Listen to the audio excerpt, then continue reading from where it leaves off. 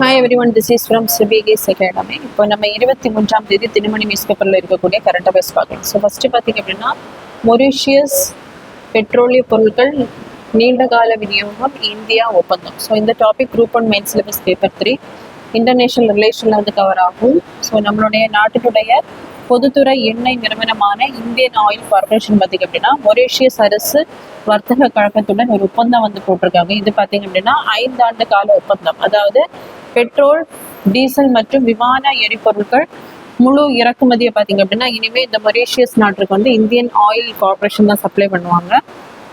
So நம்ம நாட்டில் பார்த்திங்க அப்படின்னா 23 சுத்திகரிப்பு ஆலைகள் வந்து இருக்கு. இது ஆண்டுக்கு சுமார் 26.7 கோடி டன் பார்த்திங்க அப்படின்னா அந்த சுத்திகரிக்கப்பட்ட பெட்ரோலிய பொருட்களை வந்து உற்பத்தியும் செய்வதுடன் ஏற்றுமதி நாடாகவும் நம்மளுடைய நாடு வந்து விளங்குகிறது. நெக்ஸ்ட் பார்த்தீங்கன்னா, குழந்தைகளுக்கான இருமல் மருந்துகள் 2 வகை மூலப்பொருட்களுக்கு தடை. ஸோ இந்த டாபிக் பார்த்தீங்க அப்படின்னா group 1 main syllabus paper 3 science and டெக்னாலஜியில் அந்த மெடிசினல் ரெகுலேஷன்ஸில் பார்த்தீங்க அப்படின்னா கவர் ஆகும். ஸோ மருந்துகள் அழகு சாதன பொருட்கள் சட்டத்தின்படி ட்ரக்ஸ் அண்ட் காஸ்மெட்டிக்ஸ் ஆக்ட் 1940 கொண்டு வந்திருப்பாங்க. ஸோ இதன் அடிப்படையில் பார்த்தீங்கன்னா இந்த சட்டத்தின்படி தான் எந்தெந்த ட்ரக்ஸை பார்த்தீங்கன்னா ப்ரொடக்ஷன் பண்ணணும், அதனுடைய சேல் எல்லாத்தையும் இந்த சட்டத்தின்படி தான் கண்காணிப்பாங்க. ஸோ இது வரக்கூடிய அந்த மினிஸ்ட்ரி பார்த்தீங்கன்னா ministry of family and health welfare. இதில் இருக்கக்கூடிய organisation central drugs standard control organisation.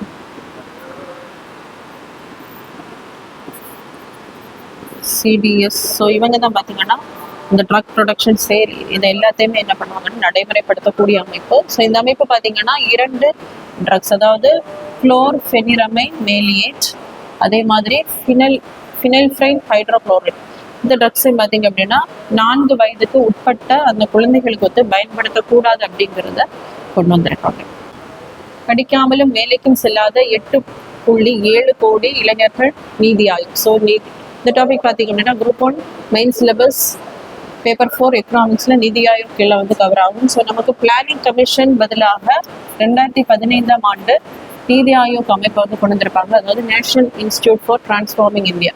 So இவங்க பார்த்தீங்க அப்படின்னா 2047ஆம் ஆண்டில் பார்த்தீங்கன்னா இந்தியா வந்து வளர்ந்த பாரதமாக உருவாக்க வேண்டும் அப்படிங்கிற அந்த ஒரு கருத்துடன் வளர்ந்த பாரதத்துக்கான திறனை மீண்டும் கட்டமைத்தல் அப்படிங்கிற அந்த ஒரு தலைப்பின் கீழ் பார்த்தீங்கன்னா இவங்க வந்து ரிப்போர்ட் வந்து சப்மிட் பண்ணியிருப்பாங்க. ஸோ அதன் அடிப்படையில் 15 முதல் 25 வயதுள்ள அந்த இளைஞர்கள் பார்த்தீங்கன்னா 8.7 கோடி இளைஞர்கள் வந்து படிக்கவோ வேலை செய்யவோ அல்லது பயிற்சியோ மேற்கொள்ளாமல் இருக்கிறாங்க. ஸோ அதே மாதிரி இவங்களுக்கு என்ன செய்யணும் அப்படின்னா குறைந்த தொகையில் அல்லது கட்டண தள்ளுபடியில பயிற்சிகள் வந்து வழங்கப்பட வேண்டும்.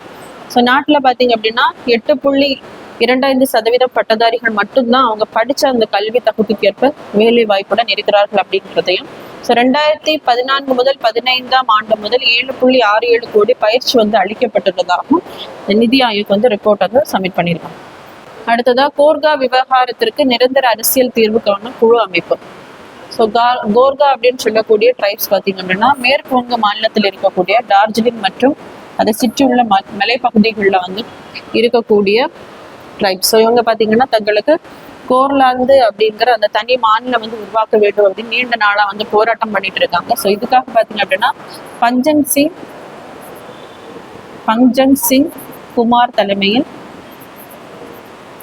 குமார் சிங் தலைமையில் பார்த்தீங்கன்னா சென்ட்ரல் கவர்மெண்ட் ஒரு குழு ஒன்றை வந்து ஏற்படுத்தி இருக்காங்க. யமுனை ஆற்றங்கரை உலக கலாச்சார விழா ரூபாய் 5 கோடி அபராதத்தை வாழும் கலை அமைப்புக்கு திரும்ப தர உத்தரவு. ஸோ இந்த topic group 1 main syllabus paper 3 என்விரான்மெண்ட்ல பார்த்தீங்கன்னா அந்த என்விரான்மெண்ட் ப்ரொடெக்ஷனில் வந்து கவர் ஆகும். ஸோ நமக்கு article 21 right to life and personal liberty அடிப்படையில் பார்த்தீங்கன்னா நமக்கு வந்து ஹெல்த்தியான என்விரான்மெண்ட்டை பெறுவதற்கான உரிமை வந்து நமக்கு வந்து இருக்கிறது. ஸோ அதன் அடிப்படையில் பார்த்தீங்க அப்படின்னா national green tribunal act so 2010ஆம் ஆண்டு வந்து கொண்டு வரப்பட்டிருக்கும். இதன் அடிப்படையில் பார்த்தீங்க அப்படின்னா ஒரு தீர்ப்பாயங்கள் வந்து உருவாக்கப்பட்டிருக்கும். அதாவது என்விரான்மெண்ட் ரிலேட்டடான அந்த பிரச்சனைகளுக்கு வந்து சீக்கிரம் தீர்வு காண்பதற்காக பார்த்தீங்க அப்படின்னா இந்த தீர்ப்பாயங்கள் வந்து ஏற்படுத்தப்பட்டிருக்கும்.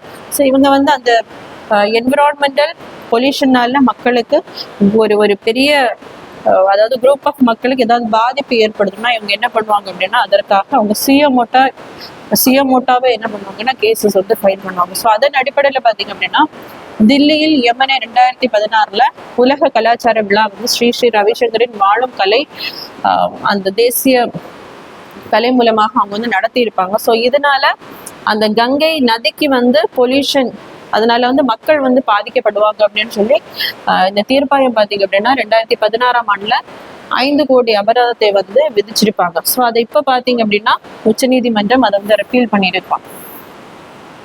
ஸோ காயத்ரி ட்ரீசாவுக்கு வெண்கலம், இந்த topic group 1 main syllabus paper ஸ்போர்ட்ஸ்ல வந்து கவர் ஆகும். உலக பேட்மிண்டன் சாம்பியன் போட்டி பார்த்தீங்க அப்படின்னா புது தில்லி இந்திரா காந்தி விளையாட்டரங்கில் வந்து நடைபெற்றிருக்கு. இதுல பாத்தீங்க அப்படின்னா மகளிர் இரட்டையர் பிரிவில் இந்தியாவின் காயத்ரி கோபிசந்த், ட்ரிசா ஜாலி அவர்கள் பாத்தீங்க அப்படின்னா வெண்கலத்தை வந்து வென்றிருக்காங்க.